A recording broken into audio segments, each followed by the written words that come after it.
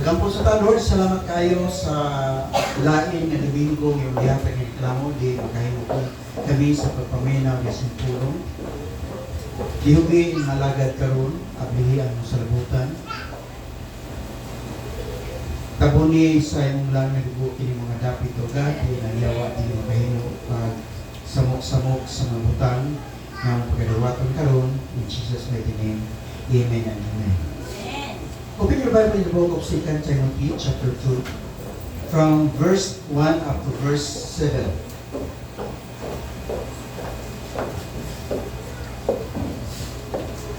Reading, as for you, my son, be strong in the grace that is in Christ Jesus. Take the teaching that you heard of me in the presence of many witnesses and entrust them to reliable people who will be able to teach others also. Take your part in suffering as a loyal soldier of Christ Jesus. A soldier on active duty wants to please his commanding officer and so does not get mixed up in the affairs of civilian life. An athlete who runs in a race cannot win the prize unless he obeys the rules. The farmer was done the hard work should have the first share of the harvest. Think about what I am saying because the Lord will able to understand it all. Ang Diyos madugag palangin diya sa iyang pulong. Atong topic karong tribe in the service. Doon sa kapisahanon nga isulti siya ba sa diya nagtrabaho siya, yang nakita nga ang kauban niya nagtrabaho puros dili kasuhanon. Niya gusto ta siya nga yang pakita niya itong mga dapit nga siya sa Kristohanon. Pero ang mga dapit iksoon, grabe ang corruption nga mismo ang iyang head sa mga gitrabuan. Gusto niya nga kanang buhaton ang mga butang nga ilang gihimo niya itong panahon na. Kaya kung di niya buhaton, ang may tabo, ingon siya ka-stricto ba ng tabana? Himuon ka nga warag kontrabida sa mga gitrabuan may iksoon. No, nga naman ito kay lahing ka kay kanila. Pero ang tanga, how can a believer thrive in his service for Christ in the midst of hostile environment? Kasuna ko, how can a followers of Jesus who desire to live a Christian standard, pero ang problema, ikaw na'y nagsunod sa pulong sa Ginoo o raise sa mga tao nga naadya, puros mga tao nga wa nangalagad nga sa Dios.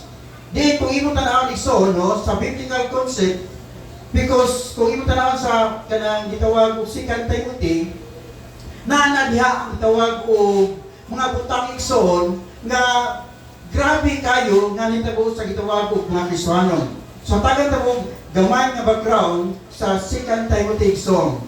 This letter was written around 64 to 67 AD. Ngatong 64 AD, doon ay nahitabo dito, done by a lunatic emperor of Rome. Kung sa yung himo, this guy in the person of Nero, he burned the city. O niya, ang maong hitabo iso, iyang ipasangil sa gitawag ug Kristohanon nga nagsunod sa mga syudad, katong gitawag ug Kristohanon nga tungod nini ang mga Kristohanon gipangdakop sila niadto ba panahon na ang uban gipangpreso, ang uban niadto ba panahon na gipangkapos dito sa poste o yan gipangsilaban igsoon. Yun ana ang hitabo sa gitawag ug mga Kristohanon. Nga tungod ini na alarma si San Pablo igsoon. No? Muna nga pag-iutan sa first chapter sa mga 2 Timothy igsoon verse 7, matod pa ni Paul, for God has not given us the spirit of fear or timidity. Therefore, do not be ashamed. Ayaw kamo kaulaw, ayaw kamo kahadlok, no? Muna gisulti ni San Pablo niadtong panahon na. Nga naman nga San Pablo igsoon, misulti man ini mo nga pulong because after Nero burned the city and pointed his finger to the believers, blaming them for that incident, matod pa sa bilang kasulatan igsoon, nagkatibulaag ang tawag o Kristohanon. Nga naman, kinsa mo dilipod balisang, nga pandakpon man sila, o niya ipangtaral pa rin sila, o niya pagasunog pa rin sila, diatong panahon na igsoon. Muna, ang tawag o Kristohanon, nanago diatong panahon na sa atong sitwasyon karon, kanang gamay ra mga atong mga pagsulay karon. Ubo-ubo raman, hilanat raman, Ang uban pa nalantig dito sa hospital igsoon. Pero buhi lang gihabutan. Pero kani adto igsoon, grabe kayo. Gipagdakop ang Tisoanon, gipagpatay ang Tisoanon tungod sa ilang pagtuo nga na sa Ginoo igsoon. Uban pa ni Paul sa 2 Timothy chapter 1 verse 12 nga siya. I also suffer these things. Nevertheless, I am not ashamed, for I know whom I have believed. Kaya nasayad ko kung kinsa ang akong gilagaran. O matong pas verse 13 igsoon, mingon San Pablo, hold fast the form of sound words which thou hast heard of me. Kung titong mga pulong, kung titong inyong nadunggan, gikan kanako. Pero matong pas verse 15 igsoon, matong pa ni Paul, they'll turn away from me. Ang nahitabo igsoon, ni atong panahon na, Milayas o Biblia ang gitawag o Kristohanon diha ni Paul igsoon. Yan bang tungod sa grabe nga pagsulay. Ang pangutana ba, unsaon man nato pag padayon sa atong kainit sa pagpangalagad sa Ginoo, taliwala nga ang atong palibot, ang atong silingan wala nangalagad sa Ginoo. Unsaon man mo pag kanang pagpadayon sa pagpangalagad nga nas Ginoo kung ang imong gitrabuhan igsoon lahi og reliyon nga naha kanimo. So mo atong tan-awon karon igsoon kay kini daghang nitabo sa atong palibot karon. Daghang nitabo sa mga Kristohanon karon. Daghang dili mo nga problema igsoon. Ingnan ko ikaw, dili tanang pastor igsoon, dili tanang nga dapat igsoon nga masudlan sa mga pastor to mo na. Pero ingnan ko igsoon, ang pulong sa Ginoo muabot ni anang noong opisina tungod nimo. Kaya ang mga tao karon aware ko bilang pastor, magbantayan na kay mangabig na po na sila. Inana ang ilang concept igsoon. Muna ang pulong sa Ginoo makabot ni anang opisina pinaagi kanimo. Amen ba? Ang pulong sa Ginoo makabot diya sa ICC igsoon pinaagi kang uwi. So doon ay reason ganun nakaka ang labita. No? Dili aksidente ganun nakaka ni na opisina. Doon ay rason ang Dios igsoon nganong nakaka dianang mga dapit. So si Paul igsoon na alarma siya. Hindi mo nga mabutang nga naitabo niadtong higay na. So doon ay tulo ka advice igsoon ni San Pablo ngadto kang Timothy. Mayon siya sa verse 1, you therefore my son, be strong in the grace that is in Christ Jesus. Take note. Timothy was not a biological son of Paul, but he called him a son dahil kay giisip ni Timothy igsoon nga si Paul mo ay spiritual father. Ganaman, mo'y nagtutlo kaniya, mo'y naggiya kaniya sa pagpalikon sa iyang pagpangalagad nga na sa Ginoo. So, primerong butang nga gusto ko sigutan igsoon, be strong in the grace of God. Amen ba? No, atong balita sa pautana. How can a believer thrive in his service for Christ in the midst of hostile environment? Ang tubag, be strong in the grace of Christ. Amen ba? It means igsoon nga ang atong nga makuha nato ang kusog dili diha sa katao kung dili diha sa grasya sa atong Ginoong Jesucristo. Amen ba? Di kung imong i-apply kini sa atong sitwasyon karon, unsa man ang atong naangkon karon, gumikan ka na sa grasya sa Ginoo. Kanang trabaho nga gihatag gibiyaw sa Dios nga na kanimo tungod sa grasya sa Ginoo. Nga yan di pa dagaya diya sa imong kinabuhi. Nganong naluwas ta igsoon tungod sa grasya sa Ginoo. Matod pa sa Ephesians chapter 2 verse 8, for by grace we are saved through faith. Tungod sa grasya sa Ginoo igsoon, naluwas ikaw ug ako. Tungod sa grasya sa Ginoo, hangtod karon buhi pata. Amen ba? Tungod sa grasya sa Ginoo igsoon, na-overcome na to ang daghang pagsulay nga miabot ganis sa atong kinabuhi. Because of God's grace, ang grasya sa Dios igsoon, mo'y nag-strengthen nganhi ka na to. Amen. Kung wala pa ang grasya sa Ginoo igsoon, ko ikaw, wala gyud tayo mahimo sa atong kaugalingon. Si Paul mingon siya kang Timothy, you can strive even in the emperor run after you. You can strive even in the midst of hostile. O tungkol sa grasya sa Diyos igsoon, ignon ko ikaw, no? atong madaog ang tanan natong giatuban mintak na sa kabuntagol. Hallelujah. Ang second advice ni Paul igsoon ngadto kang Timothy diya sa verse 2 niya dinhi. The things which you have heard from me in the presence of many witnesses, entrust these faithful men who will be able to teach others also. So, in the midst of hostility, ang kasagaran natong reaction mo kini.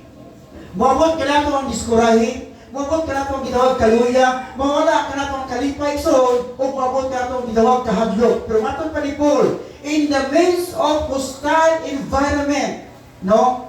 Katong pulong ay nadunggan nga ni kanako, katong pulong akong isulti nga na kaninyo, impart kini, ipiyar kini sa mga taong kasaligan who will be able to teach others. Amen ba? Kung sana ba, nagsulti ko, pulong sa Ginoo nga na kaninyo. Kanang pulong sa Dios na yung nadunggan karon, inyo nang iyang impart ngadto sa inyong pamilya, ngadto sa inyong mga barkada, ngadto sa inyong mga classmate. Amen ba?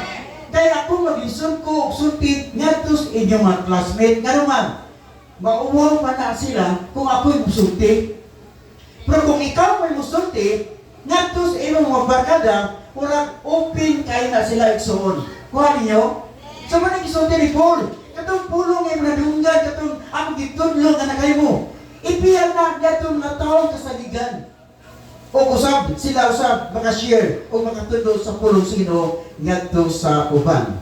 So, ang second reason, remain missional, no? Remain missional. Aron dili nato malimtan ang mission sa Dios na kanatigson ang pangutana ba? Nato ipangutana sa Panginoon. Why you are there? Ganun na amang ka. Yan ang mga dapit. Ha? Ganun na amang ka, yan ang mga opisina. Yan ang mga eskwelahan. Ganun na amang ka, yan ang mga negosyo. Ito kaya ang Diyos igsoon, ikaw ay mahimong kahayag ni anang mao nga dapit. So, magpasalamat ang imong mga classmate kay naa ka nga mohatag og kahayag para kanila. Magpasalamat ang kauban nimo sa opisina nga naman kay ikaw may mohatag og kahayag ngadto kanila. Amen ba? So, unsa man yung mga butang na nanata na mga dapit igsoon, dunay rason ang Dios yana. Meron nga itong istorya kaniya ito nga doon ay usa ka usa ka Camille nga gamay nangutanan siya Father Camille, Mother Camille, nganong doon may bugyo ang atong likod. Dili man samas kabayo nga urag lindot pa kay tanaw pero atua urag de buktot man ta. Ngayon kining Mother Camille, kuan magud kanang puyo tas wilderness. Nya kanang naibugyo diha butangan na sa atong tubig aron makalahutay ta nga mulagbay kini mao nga wilderness. Nangutana na sa ang kini mao nga kanang gamay nga Camille sa Mother Camille nganong tag-as man tag-tiil. Dili man sama sa uban nga mga kananap nga mukbo na mag-clear. Inyon kini mao nga Mother Camille na hibalo ka ba nga naman tas wilderness. O niya, di ba, balason man ang wilderness. Niya, pagtulog na ito sa gitawag bulas, malubong ang atong tiil. Pero tungkol sa kataas sa atong buwan, tungkol sa kataas sa atong tiil, dili kita makalakaw ng diyapunta. Tiya, mao ba, Mother Camille? May unasap ang buwan, kanang mga anak sa Camille, siya nga. Pero Mother Camille, kanang nahimulong ko ba? Ngayon kita gitawag o mga Camille, tagas man kayo pilok. Ngayon siya, nahimulong ka ba? Nga nangta sa wilderness, doon ay panahon nga hangilon ang kitawag wilderness niya, manglupad, kiningagmay ng mga kuhan, kining mga abog o mga balas, o niya, gito yung sa mga tag-astag ka ng pilok, aron dinita, dali mapuling. Siya, Mother, paino, okay ba? Magina na ba dahil Mother Camille? So, gana. Siya, Mother Camille. Di ba, ang purpose nato nga dunay tay taas kay buko kanang buktot ang buko para daghang tubig kay napas wilderness tagas sa tiil kay napas wilderness tagas sa kilok kay napas wilderness pero man na matas sa zoo hani nyo no usay wala nato nagamit ang potential na naata igsuon to kay wala tas dapit nga gibutangas Ginoo.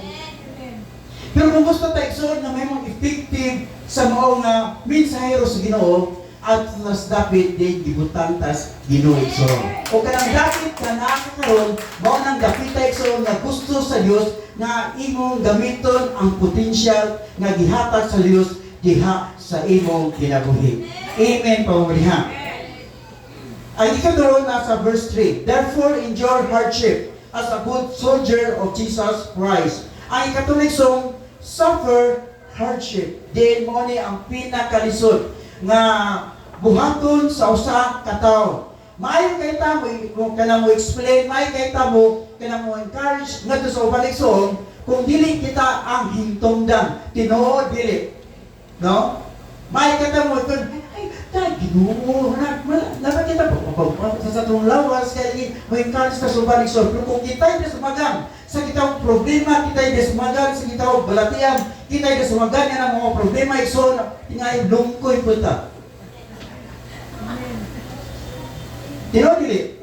Doon ito ay kurang kadang leader to sa simbahan niya nasiyas ito cancer. Meron ditagalan ito yung kinabuhi doon siya dako ug siya pastor. Sunday school teacher magyud ko leader magyud ko dinhi mo nga simbahan pero karon nga nako dinhi mo nga sakit dak pamantana dito sa Ginoo. Ginoo, nandong naamang ko aning kuan na problemahan. Nangalagad bunta ko dimo. Ano bitaw nga mga pangutana bitaw? Unya panahon sa opesiblat yan, grabe kayo maka-encourage. Pero sa din, ginasmagal siya, niyabot kanya, grabe kaluya igsoon. Siya espirituhanon nga mga bahin. Pero maning yun, ni San Pablo, be strong. Nga naman ito kay, dunay gracious Ginoo nga imo ma-welcome ang tanan nimo gatubang karon. So nobody like to suffer so kay dili lalim gyud kung maka-experience tas gitawag og kanang pagsulay nganis aton ta sa tagsa ka mga kinabuhi. Amen pagaburiha. Pero dunay panahon igsoon inong ikaw, dunay panahon nga i-allow sa Dios kanang mao nga negatibong butang dias imong kinabuhi. Kay gusto sa Ginoo nga mapalihag ni anang panahon na ang glory sa Dios dihas imong kinabuhi igsoon. Atong tanawon ang kinabuhi ni Lazaro, no panahon nga naa siya sa gitawag balatian. Misumpong ang iyang igsoon nga kuan kanang Brother Jesus kanang magtutudlo. Ang imong higala nga si Lazaro nasakit siya o gimatyo na. Unsay tupad ni Jesus sa John chapter 11 verse 4 nga siya. This sickness is not unto death, but for the glory of God. Kanang mo nga sakit, dili na mudala kaniya sa gitawag kamatayon. Pero pagpaliyag sa ibayat sa Dios, diha ni anang mao nga tao. Kung imong tanawon biya, namatay siya si Lazaro. Upat ka adlaw, lima ka adlaw siya sa deslugana na igsoon. Wala, grabe, hilak na pagkato ni Jesus na ito panahon na. Si Lazaro, ginubog na na ito mga panahon na. Pero matod pa sa Biblia, igsoon, ang atong Ginos Kristo, may kuman niya itong mga bato, okay, pahawag niya, o Lazaro, gawas niya. Niya itong mga panahon na igsoon, nabuhi si Lazaro, gikan sa gitawag o patay igsoon. Ano tayo mga gusto na kayo masabot ng iba?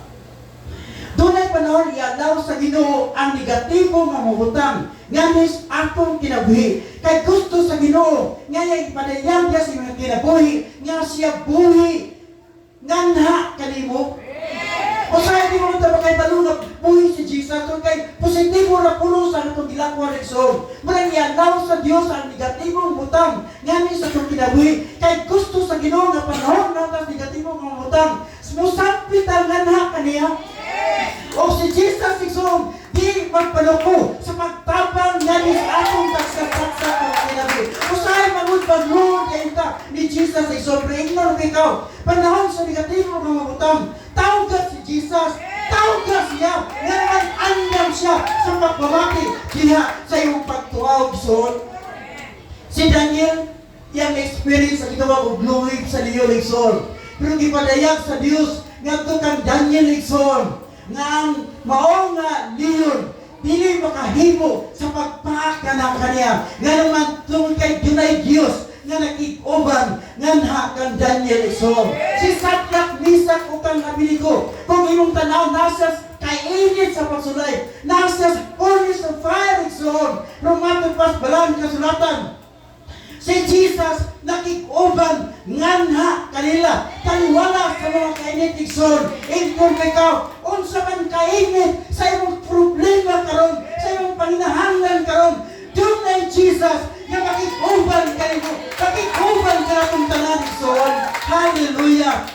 Lisod kay igsoon. Kung mo kada musta tag hardship igsoon, pero ingnon ikaw sa makampo niya siya. I know whom I have believed. Kay nasayod ko kung kinsa ang akong gilagaran. Diba ito na panahon nga natay problema, bisan natay mga problema. Pero kung doon ay tao nga makita nga doon ay problema, maka-encourage sa nagyapunta, nga naman kung kay nasayod kita, kung kinsa ang Diyos nga itong gilagaran igsoon. Hallelujah. Tapuson ko kamuso sa kinubay. O ako na yung na-istorya niya. Doon yung sa missionary sa niyang galto siya sa Africa. Sila naglakaw siya, kauban sa mga taga-tribo igsoon. Doon ay nadunggan niya siya dito sa kabata. Pagkatong na igsoon, doon ay sa kabata nga naanod sa kasuba igsoon. O kanang nagkapuling siya, kaya hapit na siya namatay igsoon. So kini mga missionary igsoon, kaya may kayo siya hulaboy. So yan, kitabangan, kini mo nga kuhan, kini mo nga bata. Nga tungod din naluwas kini mga bata igsoon. Humanin ni mga missionary, okay lakaw na. Pauli na sa inyo. No, ayaw na paglagdag. Nya sa yan, milakaw na kini mga missionary igsoon. Ang bata, minahinay kong sunod ka na kaniya. Minahin kini mga missionary, uli na. Kaya paghintaan ko si Madrikanan. Milakaw sa kini mga missionary, pero nakita lang niya po igsoon. Nga kini mga bata, misunod ka na kaniya. So yan doon kini mo nga bata, tsaka nga naman sunod-sunod mga asa man inyong tribo. Minsan tuwa dito ang mga tribo.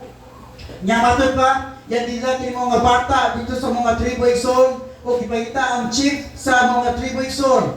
O minsan siya kini mo nga bata, kanang magsimot sunod-sunod dako. Muli naman dako, pero musunod man siya dako. Mahadlo ko kapag mawala siya. Ngayon kini mo nga chief sa mga tribo, unsa magay nahitabo diay. Itsa nga ako rin na siya giluwas dito kanang hapit daw siya nanubos. Wala mo tiyang gibuhat. Yan nagsunod-sunod naman siya nako.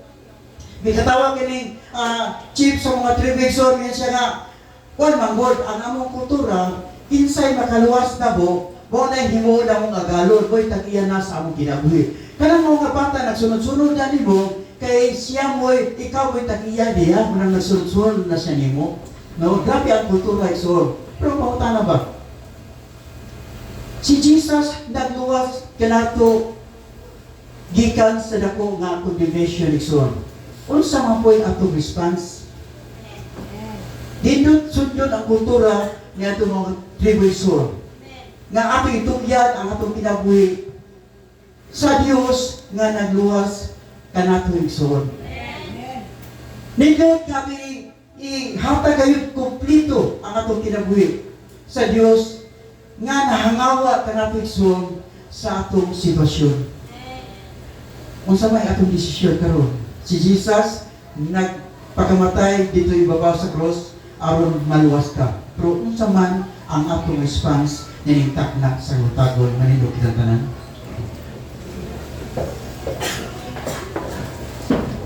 Atong awito na ang gugma mo? Yes, Jesus.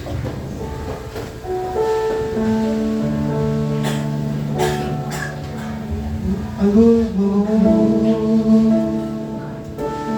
balaano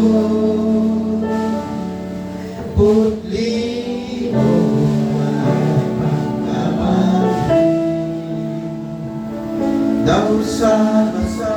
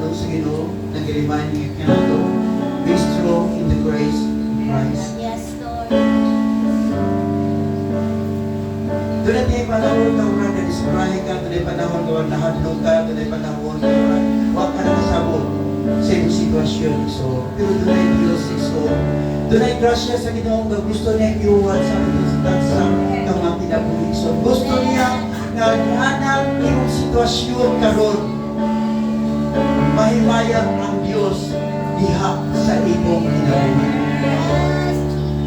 Oh hallelujah Lord imong nakita o God ang tasa-tasa ng kinabuhi karon dayang simbatubangan Lord ang among na-experiensyahan nga ni sa mong kinabuhi o God pero nasahay kami Lord na among mauhirtaan ang tanan Ginoo tapos imong dakong grasya Ginoo kay mong gihuwat nga ni sa mong kinabuhi o God Lord sa dapit na kaming imong gibutang Ginoo mahimo kaming kahayag o God mahimo kaming makatabang sa mga tao Lord nga nanuknog Ginoo sa daghang mga problema nga mebot niya silang kinabuhi o God himo ang kaming instrumento Ginoo nga itong mga tao o God hallelujah Lord maka-comfort ka Lord sa matang sa kanako o God nagikan sa mga kaliyahon Lord gikan sa mga subo Ginoo mutagig kalipay ang among taksa-taksa na kasing-kasing Ginoo